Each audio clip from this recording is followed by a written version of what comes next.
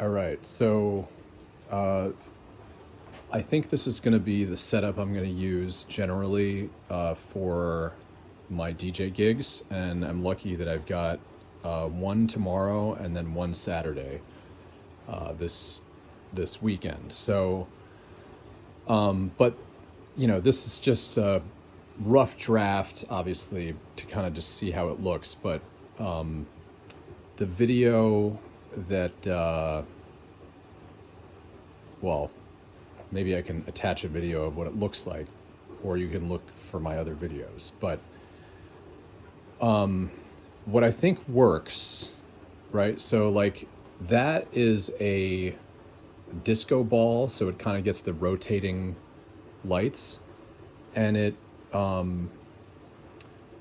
adds like a nice cohesion because these lights flash and these ones are pointing at the dance floor, which I think is also a correct thing.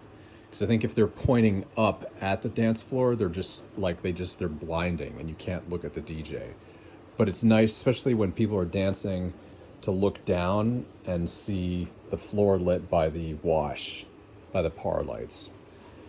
So this is all DMX controlled with a record box, and it's working great. So I hope I can attach some of those videos, especially when you see it like sync up with the sound. It's really impressive. But this video is just more of like the placement of the lights. So this is the Pioneer record box simple light setup: 2 moving heads, 2 bar lights, and 2 par lights, and 6 DMX wires, 1 interface, and these are the SP-15 ProReck speakers on Amazon Basic stands. But what I found I'm super happy about is that these ProReck speakers, they're like $200 speakers, but 15s, right? And they're loud and they work and they sound decent on their own too. When you add a sub, they really sound great. But here's the cool thing. So they have a screw hole underneath and also one up on top. So this is like, the blessing that keeps on coming.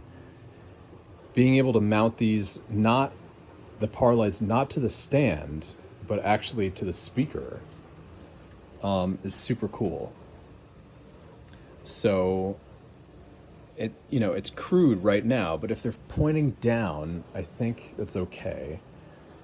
And these actually, even though they're kind of standing up there, they're actually pretty sturdy.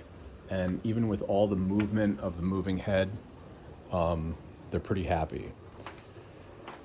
So that's that. These bar lights, I have another video talking about like which fixture settings I use for them. Probably could have gone like with the ones that are a little bit longer, to just for like more unity. But I think especially the way the lights,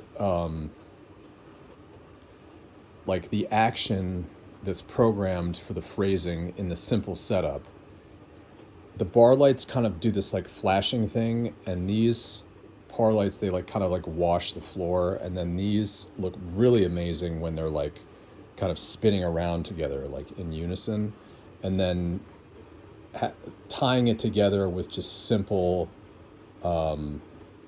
disco ball effect, right? Maybe put that behind me or off to the side or something. But I think that works. The thing I just wanted to show mainly in this video is just the mounting of the lights. So I'm going to pause. All right, so speakers down on the ground, kind of give you a better look of that attachment there. Washer on both sides, and then I can reach in there with a 10mm wrench and tighten it up. So that's good.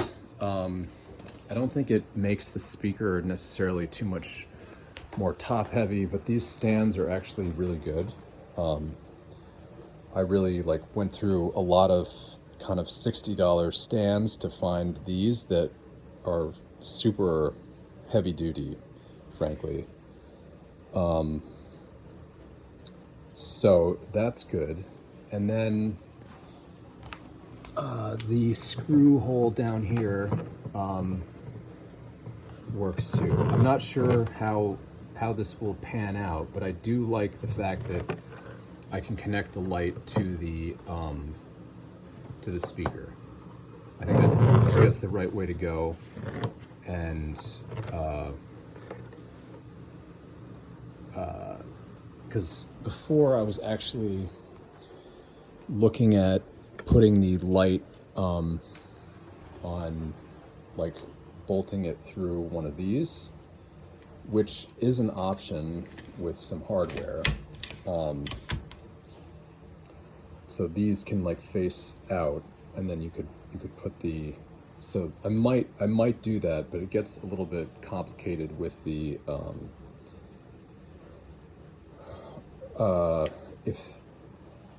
with the plugs then in the back of here. So it might be better just to have it in this position. I think the main thing is that if the lights are pointing down, that's the right way to go. Having them pointing out, it was just too bright on the, but you could, and it looked all right. It's just really bright if you're looking right at it. Yeah, so the DMX things kind of get in the way if it's bolted to this, so I felt like it was just better in this position. And then, they can be tilted down. And I could tighten that bolt up too if I want.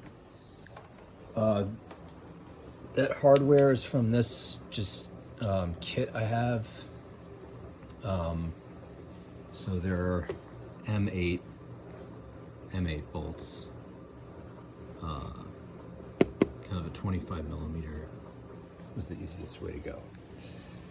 So that's that.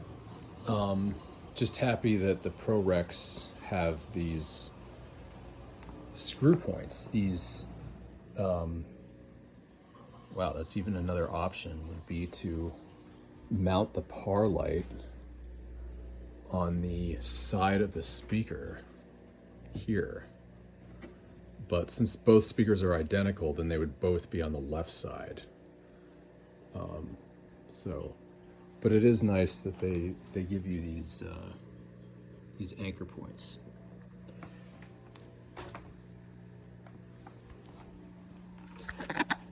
Onward and upward. I think it will look good tomorrow. Better lighting, and just to save on setup time, I'm just going to use the XDJ. It's also more compatible with DMX because then Rekordbox knows the position of the crossfader. Because when I'm using my turntables, the Zone PX5, it doesn't see the MIDI command from the crossfader, so it doesn't know which one. So you just have to select what track you want the lights to sync with.